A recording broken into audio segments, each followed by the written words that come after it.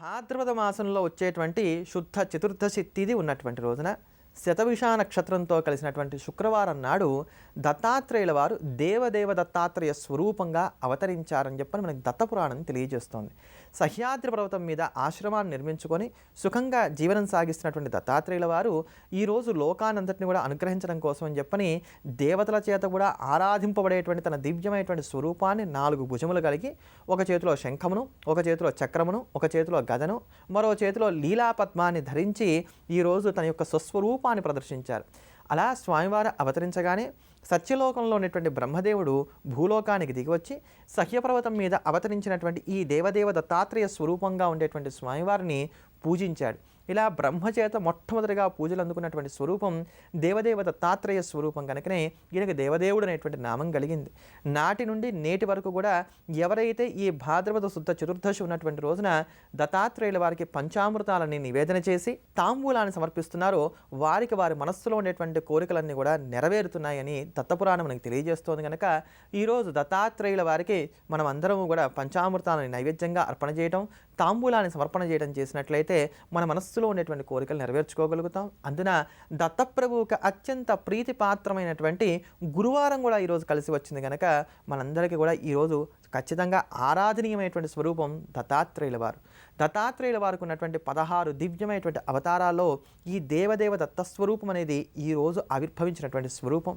అంతేకాక సాక్షాత్తు దత్తస్వరూపంగా ఎంచబడుతున్నటువంటి దైవం మనందరికీ కూడా సాయినాథుల వారు. ఈ సాయిబాబా వారు మన జీవనం సుఖంగా సాగడానికి గాను 11 సూత్రాలను అనుగ్రహించారు. వీటినే సాయి ఏకాదశ సూత్రములని చెప్పుకుంటున్నాం. ఈ ఏకాదశ సూత్రాలు నిత్యం కూడా మనం మననం చేస్తూ ఇందులో ఉండేటువంటి భావాన్ని తెలుసుకొని అందులో ఉండేటువంటి ఏ ఒక్క సూత్రాన్ని మనం అమలు పరుచుకోవడానికి ప్రయత్నించినప్పటికీ కూడా మనం జీవనం సుఖంగా సాగించుకోగలుగుతాం. అంతే అద్భుతమైనటువంటి బాబావారు మనకు అందించినటువంటి ఆ సూక్తులను శ్రవణం చేద్దాం. సాయినాథుడి యొక్క కరుణా కటాక్షాలకు పాత్రులమవుదాం. ఓం సాయిరామ్, ఓం సాయిరామ్, ఓం సాయిరామ్, ఓం సాయిరామ్.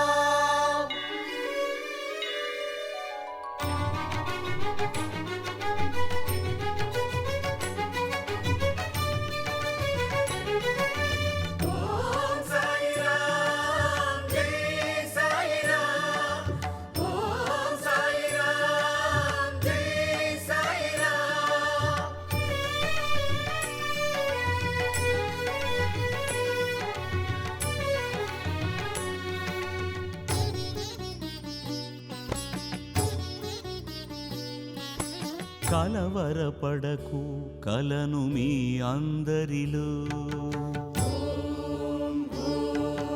కడసరి వరకు కాతు ఈ జన్మములో.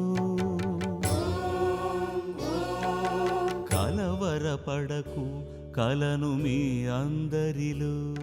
ధనం వస్తోంది, వెళ్ళిపోతోంది, వచ్చినటువంటి ధనం నిలబడట్లేదు, మేము పొదుపు పథకాలను పాటించుకోలేకపోతున్నాం, ఇంట్లో ఉండేటువంటి బంగారాన్ని తాకట్టు పెట్టుకోవాల్సినటువంటి స్థితి ఏర్పడుతోంది అని అనుకునేటువంటి సందర్భాలలో మనకు ఉపకరించేటువంటి స్తోత్రమే కనకదార స్తోత్రం. ఈ కనకదార స్తోత్రం ఉండేటువంటి సంపదను స్థిరపరుస్తుంది. మనకు పురాకృతంగా ఉన్నటువంటి కర్మదోషాలు ఏవైతున్నాయో వీటిని తీసివేసి మన ఇంట లక్ష్మి స్థిరంగా నిలబడడానికి కావాల్సిన పుణ్యాన్ని వృద్ధి చేస్తుంది. అంతటి విశేషమైనటువంటి స్తోత్రం కనకదార స్తోత్రం. ఇందులో అమ్మవారికి నమస్కారపూర్వకంగా శ్లోకాలు వస్తూ ఉంటాయి. నమోస్తు దామోదర వల్లభాయే, నమోస్తు దుగ్ధోదతి జన్మభూమ్యై, నమోస్తు సోమామృత సోదరాయే.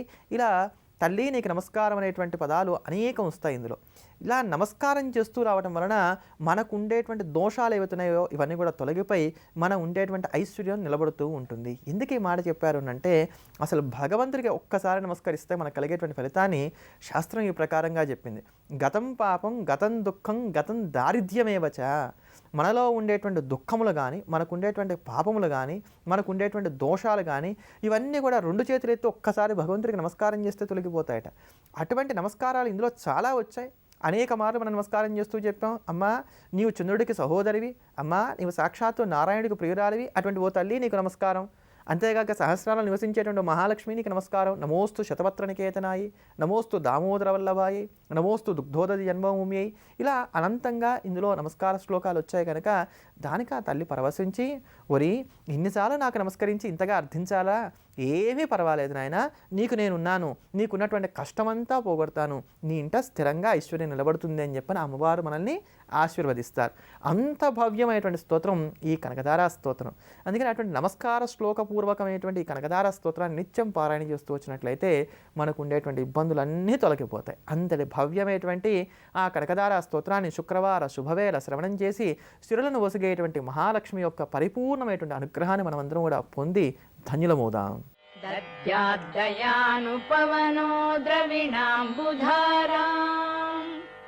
अस्मिन्न किञ्चन विहङ्गशिशौ विषण्णे दद्याद्दयानुपवनो द्रविणाम्बुधाराम्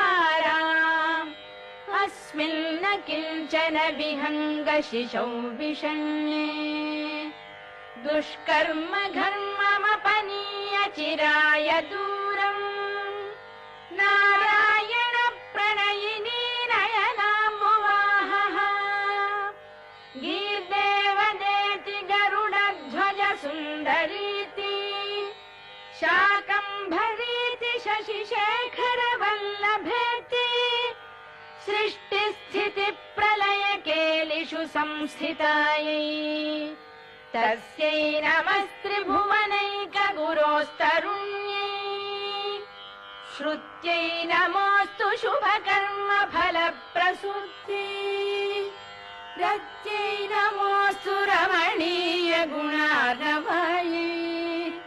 शक्त्यै नमोऽस्तु शतपत्रनिकेतनायै पुष्ट्यै नमोऽस्तु पुरुषोत्तमवल्लभायै नमोऽस्तु नालीकनिभाननायै